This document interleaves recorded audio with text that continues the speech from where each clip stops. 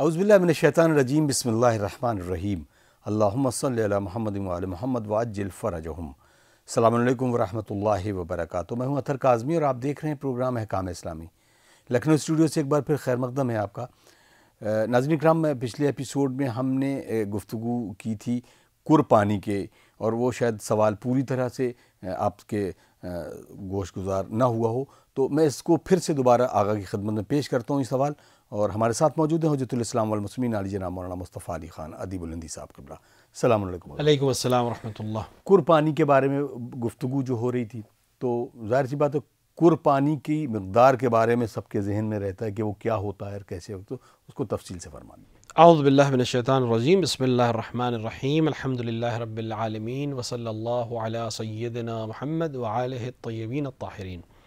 دیکھیں، قرپانی پانی کی جیسی قسمیں جو ہیں، کچھ قسموں کا تعلق پانی کی ان کے نیچر سے ہوتا ہے، یعنی کہاں سے آ رہا ہے پانی۔ مثال کے طور پہ زمین سے آ رہا ہے، ابل کے آ رہا ہے، اس کا دوسرا حکم ہوتا ہے۔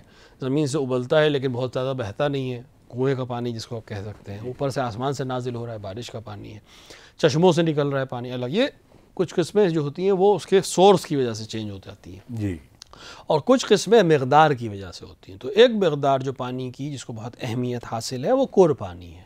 قرپانی، قر ایک مقدار کو کہتے ہیں، اور مقدار کا تعلق چونکہ پانی ہے تو پانی والیوم ہے، تو والیوم ایریا میں آئے گا۔ تو 3.5 بالش کیوبک کا مطلب یہ ہو گیا کہ 3.5 بالش چوڑا، لمبا اور گہرا اگر کوئی برتن ہے یا ظرف ہے یا حوض ہے تو وہ قر کا پانی، اس میں اگر پانی بھر دیا جائے تو وہ قرپانی ہے۔ جی، تو اس کا حکم قرپانی کا حکم ہے۔ حکم قرپانی یہ ہے کہ وہ نجس نہیں ہوتا نجاست کے گر جانے سے، مگر یہ کہ نجاست کی وجہ سے اس کا رنگ بو یا ذائقہ تبدیل ہو جائے، وَإِلَّا وہ نجس نہیں ہوتا۔ اس سے کم اگر پانی ہے تو اس کا حکم ہے قلیل پانی، یعنی کم پانی، قر سے کم پانی۔ اس کے اور اس کے حکم میں سب سے بڑا فرق یہی ہے کہ یہ قلیل پانی، اس کے اندر ایک ڈراپ بھی نجاست گر گئی تو یہ سب کا سب نجس ہو جائے گا، اور قر پانی جب تک رنگ بو یا ذائقہ نہ بدلے تب تک نجس نہیں ہوگا۔ اب اس کی مقدار 3.5 بالش چوڑائی اور لمبائی اور گہرائی کے علاوہ بھی ایک آسان طریقہ جو آج کا طریقہ ہے وہ ہے 384 لیٹر پانی۔ اب 384 لیٹر اور کچھ ملی لیٹرز بھی ہیں، لیکن آپ 385 کے اوپر ڈیفینیٹ کر سکتے ہیں کہ یہ قر پانی ہے۔ جی، 385 لیٹر کی اگر ٹنکی آپ کے پاس ہے، کوئی حوض آپ کے پاس ہے اور اس میں پانی بھرا ہوا ہے تو وہ قر پانی ہے، اور قر پانی کا حکم اس کے اوپر جاری ہو جائے گا۔ اب عام طور سے جیسے گھروں میں 500 لیٹر کی ٹنکی یا 1000 لیٹر کی ٹنکیاں، بڑی ٹنکیاں ہوتی ہیں، تو وہ قر کے پانی کے حکم میں ہے، اور اس سے جو بھی استعمال ہو رہا ہے اس کو قر کا حکم حاصل رہے گا۔ البتہ اس میں ایک چیز کا خیال رکھنا ہے جو ہم ناظرین کو عرض کریں گے کہ اگر آپ کے پاس پانی کا ٹنکی ہے جو 500 لیٹر کی ہے اور 350 لیٹر کی ہے یا اور سے زیادہ کی ہے، اور قر سے زیادہ یعنی 385 لیٹر سے زیادہ پانی اس میں سٹور ہوتا ہے، تو وہ قر کے حکم میں رہے گا، مگر یہ کہ اس کے اندر پانی کم ہو جائے، لہٰذا اس کا خیال آپ کو رکھنا پڑے گا کہ اس کے اندر پانی کی مقدار قر سے کم نہ ہونے پائے۔ ممکن ہے ٹنکی آدھی ہی بھری ہو تو پھر وہ قر کے حکم میں نہیں ہے، قلیل کے حکم میں، اور قلیل کے احکام اس کے اوپر جاری ہوں گے۔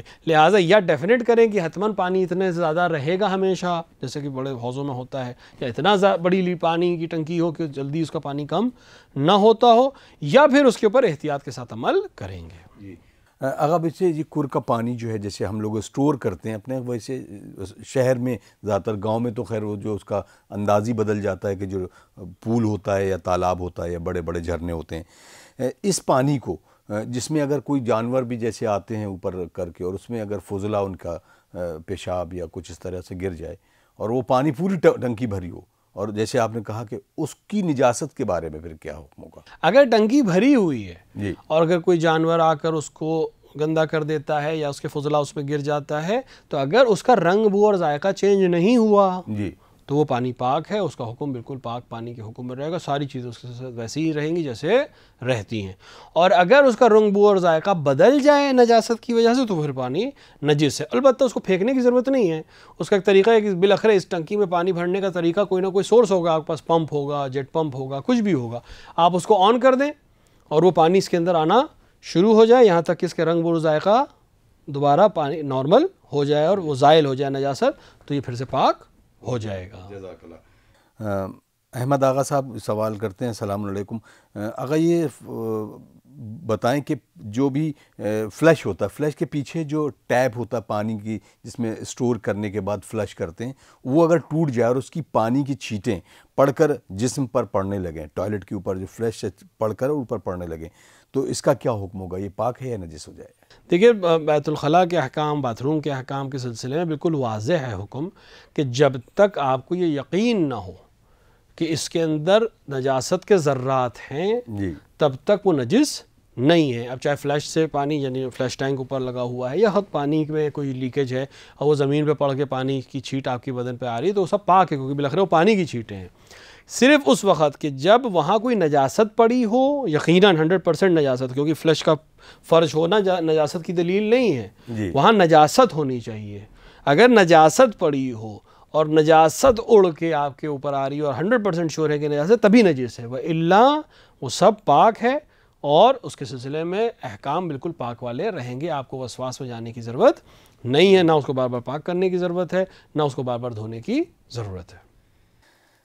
بہت بہت شکریہ آقا. ایک اور سوال ہے، نام تو نہیں لکھا، انہوں نے کہا کہ بیوی کو نوکری کرنے کے لیے شوہر سے اجازت لینا ضروری ہے یا نہیں؟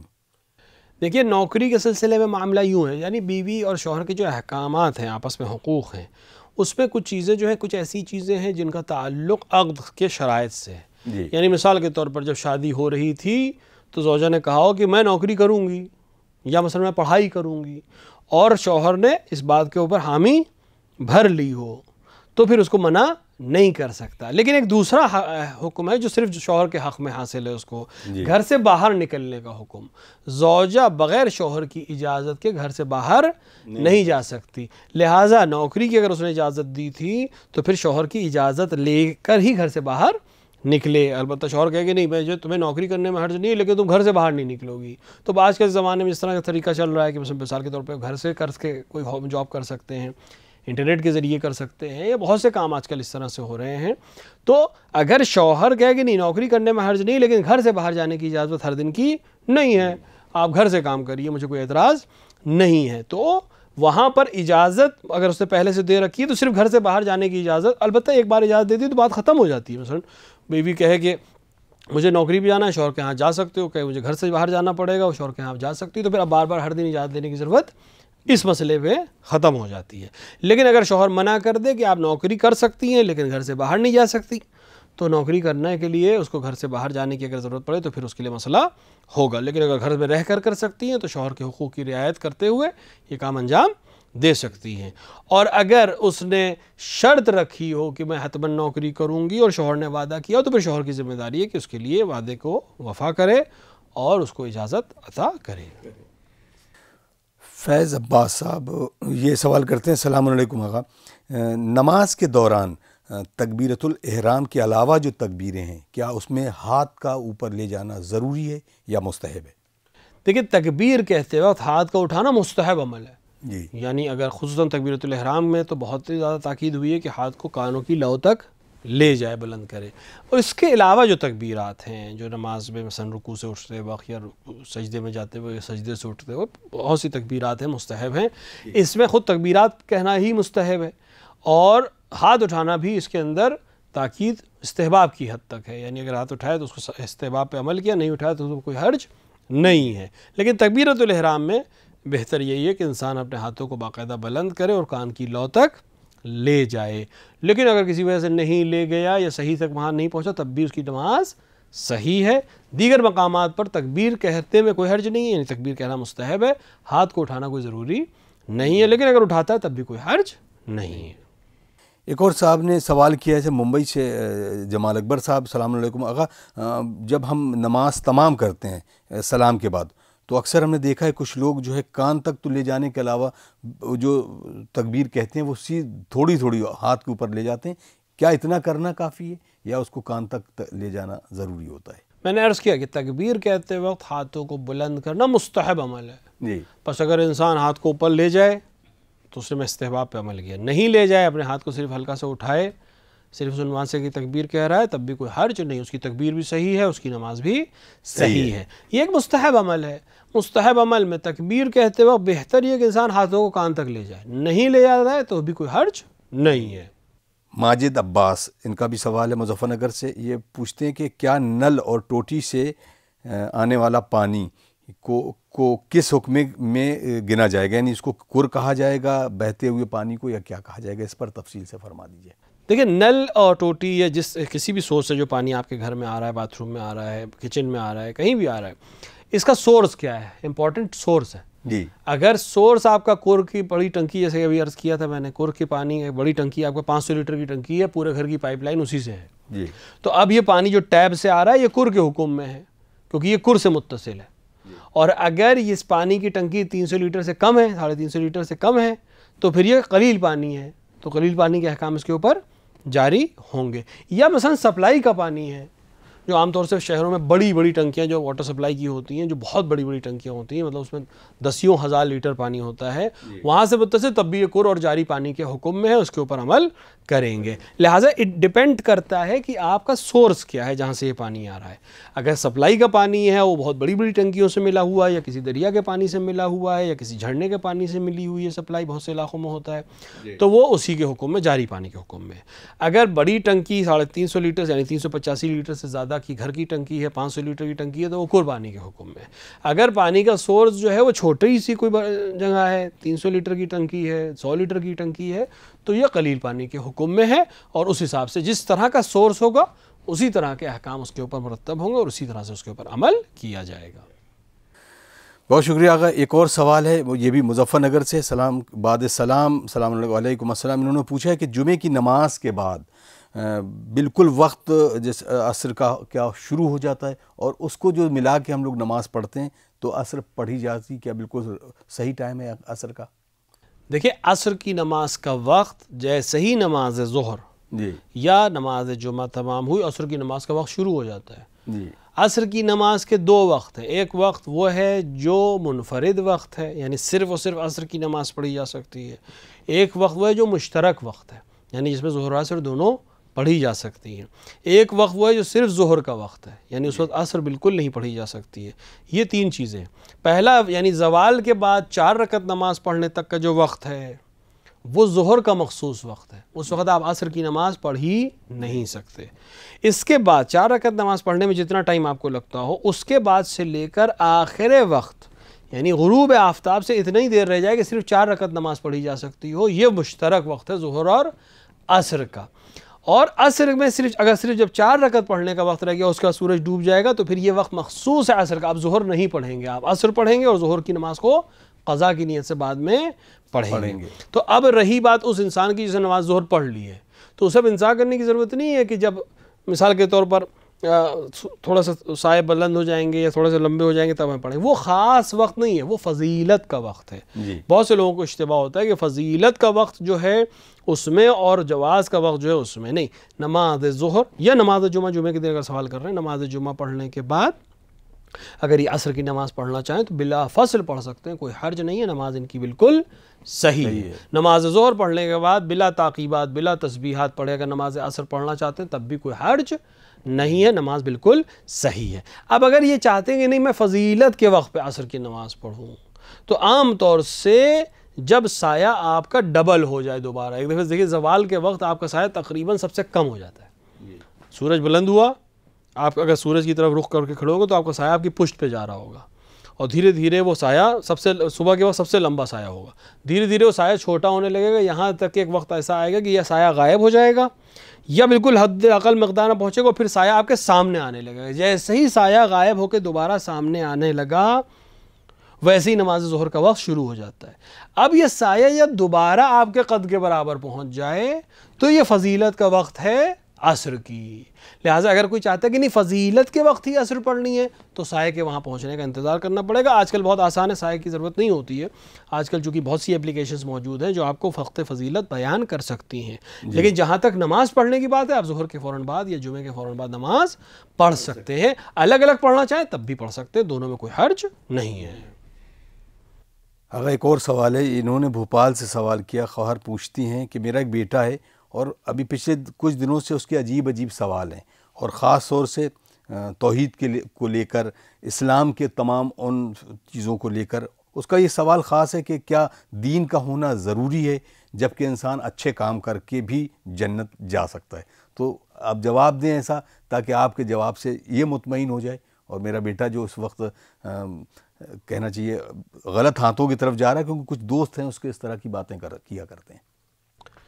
دیکھیں جہاں تک اس طرح کے مسائل کا معاملہ ہے، دنیا میں ہر طرح کی فکریں ہیں اور آپ کی ذمہ داری ہے کہ آپ بچوں کی تربیت اس طرح سے کریں. ان کو عقائد کے سلسلے میں، خصوصاً عقائد کے مسائل میں بہت ضرورت ہے کہ انسان کی تربیت صحیح سے کی جائے تاکہ وہ ان حملوں سے محفوظ رکھ سکے اپنا. جی یہ کہنا کہ آپ بہرحال اچھے عمل کر کے جنت میں جا سکتے ہیں، یہ کسی کوئی گارنٹی نہیں ہے. اور پھر جیسی اس نے کہا جنت، اس سے پوچھنا پڑے گا کہ جنت کی بات کہاں سے پتہ چلی. جیسا سوال ہو ویسے جواب دینا چاہیے سامنے والے کو. یہ کہاں سے طے ہے کہ جنت ہے؟ تو یہ جنت کس نے بتائی کہ جنت میں چلے جاؤ گے؟ تو اگر جیسی وہ جس کا جنت کا جانے کا مطلب ہے کہ اس بچے کو بھی معاد پر یقین ہے، جی تبھی تو جنت کی بات کر رہا ہے. اس نے یہ نہیں کہا کہ دنیا میں ہی سب کچھ ہے. جنت چلا جائے گا اچھے اعمال کے نتیجے میں، ٹھیک ہے چلا جائے گا بالکل. خوب جنت کس نے بنائی ہے؟ یہ جنت کا تصور کس نے دیا؟ دین نے دیا. اگر دین نہ ہوتا تو جنت کا تصور ہی نہیں آ سکتا تھا. اب چاہے وہ کوئی بھی دین ہو، اگر اس میں جنت کا تصور ہے، اس کا مطلب ایک خالق کا تصور ہے اور ایک قیامت کا تصور ہے اور قیامت کے بعد حساب و کتاب اور جنت اور جہنم کا تصور ہے. لہٰذا جیسے ہی اس نے کہا جنت میں چلا جائے گا ویسے اس کا مطلب دین اس کے ہاں ہے. اب کون سا دین ہے یہ آپ اس کو بتانے کی ضرورت ہے. جب اس کے پاس معلوم ہے کہ دین ہے تو اس کی جنت، یہ جنت جو تم جانا چاہ رہے ہو یہ دین کی بتائی ہوئی چیز ہے. اگر آپ کہیں کہ نہیں مجھے جنت تو جانا ہے لیکن مجھے دین قبول نہیں ہے، تو پھر کیسے ممکن ہے کہ جو جنت دین بتا رہا ہے آپ جنت کو قبول کریں اور خود اصل اس چیز کو قبول نہ کریں جو جنت کی ڈیفینیشن آپ کو بتا رہا ہے، یا آپ سے یہ کہہ رہا ہے کہ نیک عمل کے نتیجے میں آپ جنت چلے جائیں گے. یہ کس نے کہا؟ یہ دین نے ہی کہا ہے. ہاں ممکن ہے اس کے ذہن میں یہ سوال آ سکتا ہو کہ اگر نیک عمل کے ذریعے جنت میں چلے جائیں گے تو عبادت کی کیا ضرورت ہے مثلاً. تو خود نیک اعمال میں سے ایک عمل عبادت ہے، اور خداوند عالم نے جس نے جنت خلق کی ہے اسی نے یہ فرض کیا ہے کہ تم میری اس طرح سے عبادت کرو گے. البتہ عبادت سے مراد صرف نماز نہیں ہے، نماز تو پڑھنی ہی ہے، روزہ تو رکھنا ہے، اس کے علاوہ دیگر اچھے کام بھی وہ سب عبادت ہے. پڑھائی کر رہا ہے تو پڑھائی بھی عبادت ہو سکتی ہے، دوستوں کے ساتھ اچھے معاملات رکھتا ہے تو بھی عبادت ہو سکتی ہے، گھر والوں کے ساتھ اچھے معاملات رکھتا ہے یہ بھی عبادت ہو سکتی ہے. تو اس کو سمجھانے کے لیے آسان ترین طریقہ یہ ہے کہ اس کو معاد کی اور توحید کی جو خاص بحثیں ہیں اس کو بتائی جائے. اگر اس کے ذہن میں یہ ہے کہ اچھے کے ذریعے سے جنت میں چلا جاؤں گا تو اس کا مطلب دین کا تصور اس کے اندر ہے. وہ الا جنت کی بات ہی نہیں کرتا، یہ کہتا کہ ہے ہی نہیں کوئی چیز، تو وہ اس طرح کی بات نہیں کر رہا ہے. لہٰذا یہ سوال فوری بن جاتا ہے کہ پھر جنت جاننے کی بات تم سے کس نے بتائی کہ نیک کرنے کے نتیجے میں جنت جاؤ گے؟ جنت تم تو گئے نہیں، جنت کوئی گیا تو ہے نہیں جنت. جو تو بتایا کس نے تمہیں کہ جنت ہے؟ تو جنت اگر ہے تو پھر اس کو بتانے والا کوئی ہے. تو وہ بتانے والا کس کا بتایا بھیجا ہوا ہے، وہ کون ہے اور کس نے جنت کو خلق کیا ہے؟ اسی طاقت کو، اسی چیز کو دین نے بتایا جس کا نام خدا اور پیغمبر اور آل پیغمبر ہیں. لہٰذا جنت میں جانے کے لیے دین کی ضرورت ہے، بے شک، تاکہ احکام ویسے انجام دیے جائیں جیسا دین چاہتا ہے، تاکہ جس طرح ہر سوسائٹی کو، ہر کلچر کو، ہر سماج کو ایک قانون کی ضرورت ہوتی ہے. ہر انسان کہے بھائی سب کے پاس عقل ہے، پھر یہ قانون بنانے کی کیا ضرورت ہے؟ پارلیمنٹ کی کیا ضرورت ہے؟ اس کے اندر قانون ساز حکومت کی کیا ضرورت ہے؟ پولیس کی کیا ضرورت ہے؟ جج کی کیا ضرورت ہے؟ اس لیے ضرورت ہے کیونکہ انسان جس طرح کا بشر ہے وہ سماج میں زندگی گزارنے والا ایک مخلوق ہے، اور سماج میں انسان کو قانون کی ضرورت ہوتی ہے. اسی قانون کو ہم دین کہتے ہیں. چونکہ انسانوں کے بنائے ہوئے قانون میں بہت سے امتیازات ہوتے ہیں، مطلب اگر وہ قانون بناتے ہوئے اپنا خیال رکھتے ہیں، اپنے فائدے کا خیال رکھتے ہیں. ہر پارٹی اپنے حساب سے قانون بناتی ہے، ہر ممبر آف پارلیمنٹ چاہتا ہے میرے حساب سے قانون بنے. لہٰذا کوئی ایسا قانون بنانے والا چاہیے جو انسانوں کے لیے قانون بنائے بغیر کسی امتیاز کے، جو ہر گناہ گار کو سزا دینے کا قائل ہو، چاہے وہ کسی پارٹی سے ہو، کسی حاکم سے ہو، کسی خاندان سے ہو، اور جو ہر اس شخص کو جس نے نیکی کی ہو اس کو جزا دینے کا قائل ہو، چاہے وہ کسی طبقے سے ہو، چاہے وہ کسی رنگ کا ہو، چاہے وہ کسی نسل کا ہو.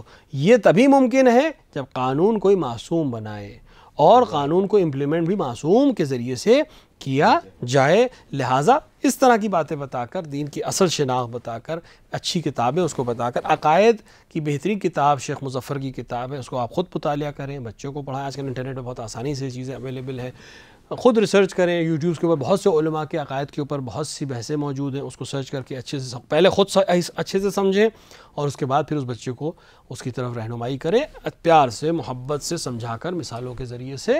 حتماً کیونکہ مجھے یقین ہے وہ جب جنت میں جانے کی بات کر رہا ہے تو حتماً اس کو معاد پر یقین ہے، اس کو جنت اور جہنم کا تصور ہے، لہٰذا ایسے بچوں کو سمجھانا بہت آسان کام ہے، صرف اس کو صحیح رہنمائی کی ضرورت ہے جو بہت آسانی سے آپ کر سکتی ہیں۔ تھوڑا سا آپ کو تحمل کے ساتھ، تھوڑا سا مطالعے کے ساتھ اس پر عمل کرنا پڑے گا، انشاءاللہ ضرور اس بچے کی ہدایت ہوگی۔ انشاءاللہ۔ بہت بہت شکریہ آقا۔